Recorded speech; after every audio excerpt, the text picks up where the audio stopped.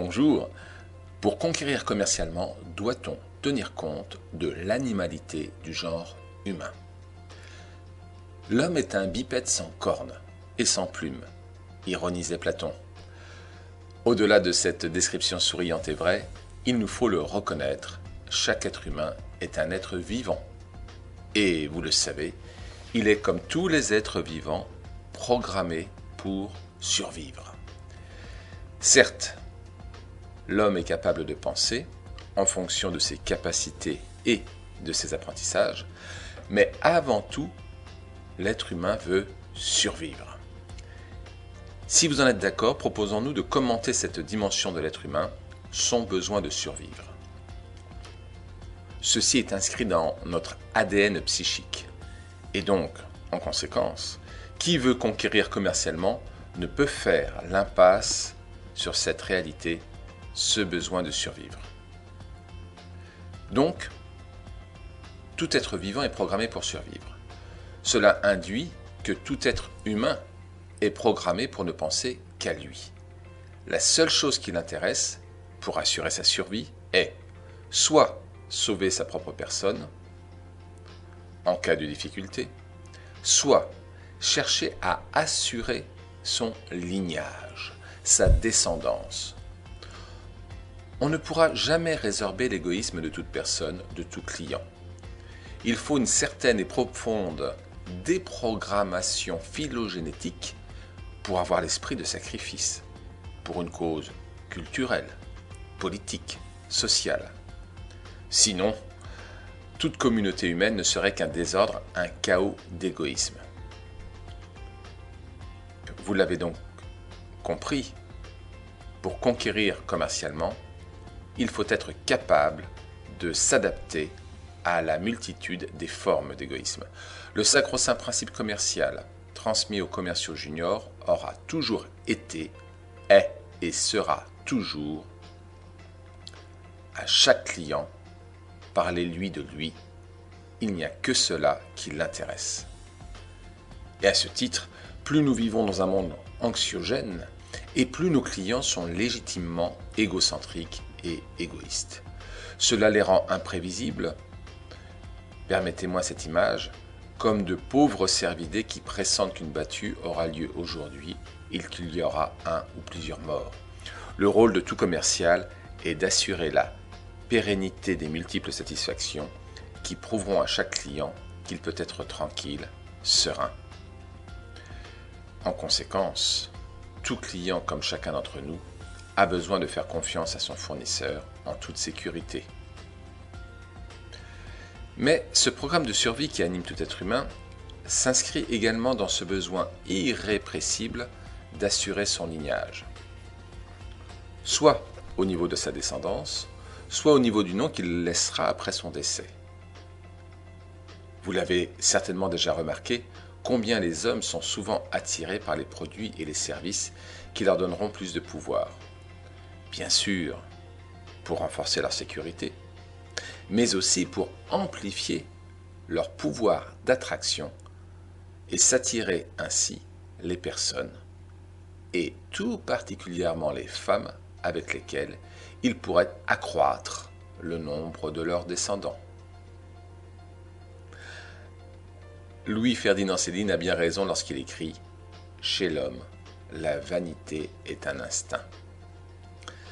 La vanité masculine est le besoin irrépressible et socialement inavouable d'attirer à soi la gente féminine avec l'espoir inconscient d'assurer sa pérennité avec le plus grand nombre de ses représentantes. Il est vrai que certains hommes ont des tempéraments de cerf qui brament en permanence. Les accessoires décoratifs, tels que les lunettes de soleil, les chaînes en or, les montres de luxe, certaines voitures contribuent ainsi à la volonté d'affirmer que l'on est un mâle dominant. Un exemple qui va peut-être vous surprendre, mais le criminel de guerre Heinrich Himmler, imbibé de l'idéologie nazie, prévoyant à terme une déchristianisation de l'Europe, envisageait d'instaurer une loi autorisant les membres de la SS, lorsque la guerre serait finie, d'être en droit d'avoir 2 épouses. Dans toute amoralité. Il y a le reflet d'une certaine animalité. Un autre exemple, dans la plupart des soirées mondaines, très souvent les femmes, lorsqu'elles sont accompagnées de leur mari, rivalisent d'élégance et de joaillerie. Elles affichent ainsi la puissance d'achat de leur conjoint. Elles leur font honneur et reflètent leur pouvoir économique et social. Elles expriment également un pouvoir d'attraction sur d'autres hommes, ce qui leur permet probablement de partiellement réfréner le besoin de leur époux d'aller vers d'autres femmes en caressant leur jalousie. Car la jalousie n'est pas un sentiment proprement humain. La jalousie est l'expression du besoin de s'accaparer ce qui nous permet d'être plus beau, plus intelligent, plus fort, plus attractif, surtout au regard des tiers. Un exemple de la jalousie dans le monde animal.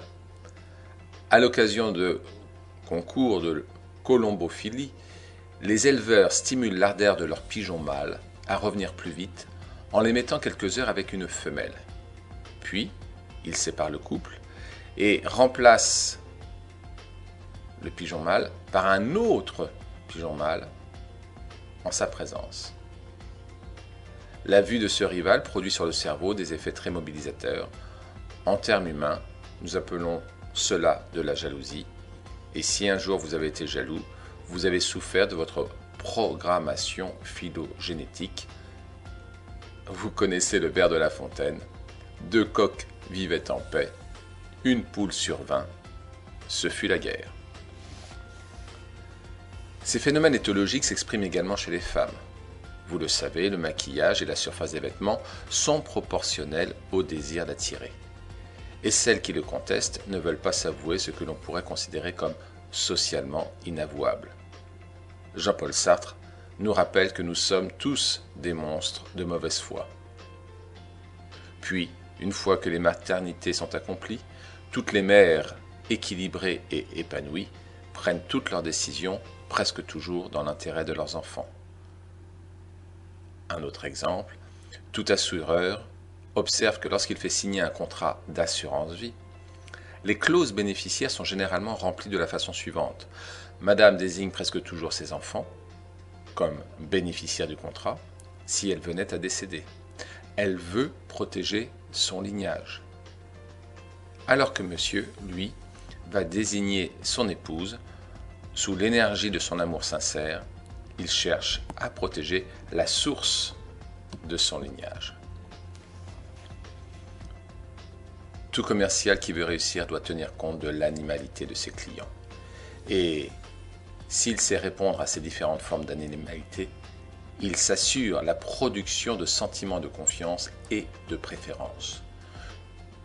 Il met en place alors une véritable rente de situation. Certains crieront « mais c'est de la manipulation ».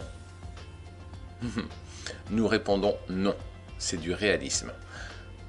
Un commercial doit contribuer à rendre plus heureux, c'est-à-dire plus serein, plus rayonnant, plus crédible, plus attractif, ce qui contribue à canaliser par sa satisfaction l'animalité de ses clients. Qui s'en plaindrait? Pour conclure, un commercial doit-il avoir des connaissances en éthologie? Nous répondons certainement. Quand on est commercial, on ne doit s'étonner de rien. La nature humaine est une richesse produisant une infinité de manifestations, mais qui sont toutefois sous-tendues par une animalité qu'il serait naïf de sous-estimer. Selon notre éducation, 60 à 80% de nos comportements sont sous-tendus par des réactions animales. Nous comprenons la fonction civilisatrice de l'instruction et de l'éducation. Nos principes, nos valeurs d'abnégation, d'altruisme, de solidarité constituent de minces mais indispensables garanties pour assurer nos cohésions familiales, amicales, entrepreneuriales, sociales.